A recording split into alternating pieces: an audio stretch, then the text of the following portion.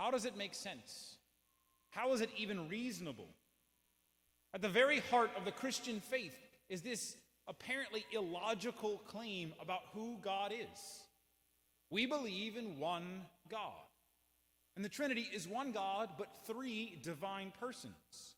That doesn't mean there are three people sitting around a table who share their thoughts and decisions.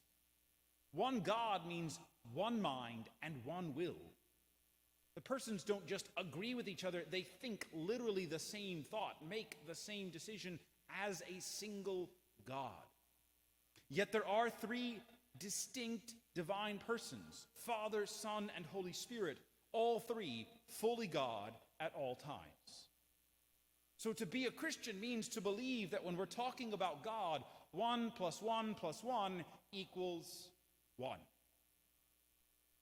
But we do believe the world is reasonable and that we can trust rationality to understand the world.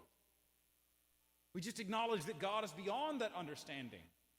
And others could say, well, that still seems unreasonable. This isn't a side issue either, because the Catechism tells us the Trinity is the central mystery of the faith. More important than Christmas or Easter or Pentecost, because those are about what God did. Today is about who God is. God is one God, three divine persons. So if this most central part of our faith is so apparently illogical, why do we consider ourselves reasonable? Why don't we just stick to the more rational things like math and science? Well, even those are not as logical and reasonable as you think. In physics, in general, we know how things work. You throw something up, it comes down, we can calculate forces and trajectories with amazing accuracy.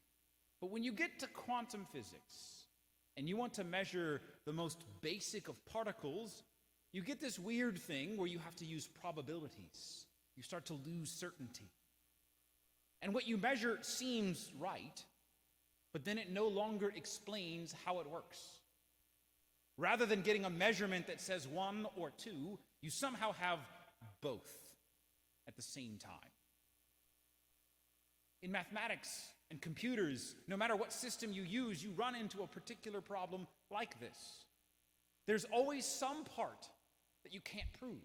Math has a lot of rules, and you can prove those rules through a series of equations, but eventually you come to a rule that refers back to itself and cannot be proven. You just have to accept it. If you think of saying something like, "What I'm saying is false," well, no matter how you interpret that sentence, it contradicts itself. Well, the same thing happens with numbers and the rules of mathematics at high-level math. It's sometimes called the problem of incompleteness or self-reference. So what's the point of this math and physics talk? What's it got to do with the Trinity? How does it matter for my life? The point is that even the most logical and reasonable fields of math and science have gaps. There is a fundamental act of faith in any rational thing that a human being tries to do. You have to trust something. You have to accept something you can't prove in order to prove something else. What's even more interesting is where these gaps pop up. Because in both math and physics, things work when you look at the whole system, at things and numbers in relation to each other. The problem, the gap, shows up when you get too isolated, when you're trying to find this absolute certainty in isolation from other things. With physics, it's wanting to know the exact behavior of a single particle in a single moment. You can get the answer, but that answer no longer fits with the bigger picture. With math, it's wanting to prove something by itself without reference to other rules. They can only prove each other, not themselves. Well, that's the reason for that is simple. The one who designed math, physics, and all the rest of the universe. Isolation and self-reference cause problems because the source of these things, God, is not isolated. God is not self-referential.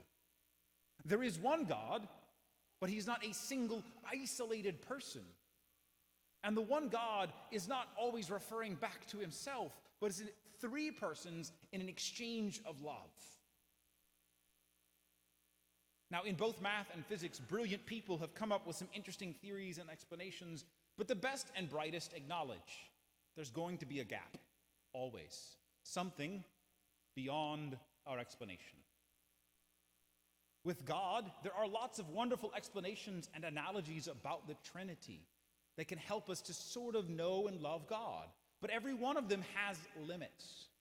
There are many heresies, false teachings that come from someone being too attached to one particular analogy or explanation.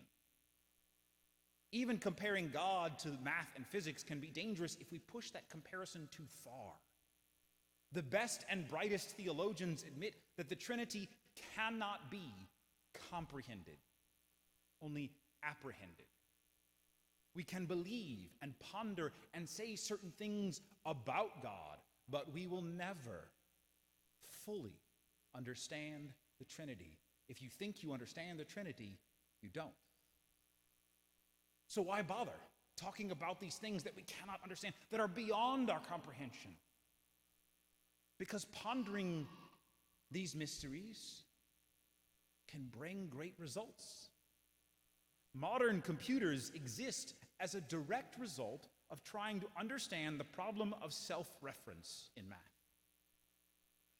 In the same way, understanding the mystery of God, or rather, pondering what we cannot understand, leads us to important lessons. Recognizing that isolation and self-reference leads to a dead end.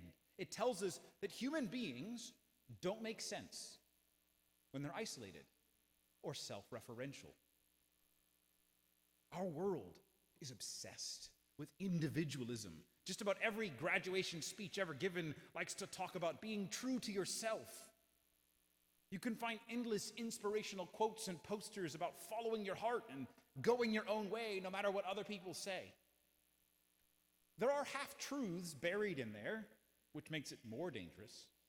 But the fact is that that advice taken to its extreme, its conclusion, leads people to disorientation, to confusion, to illusions.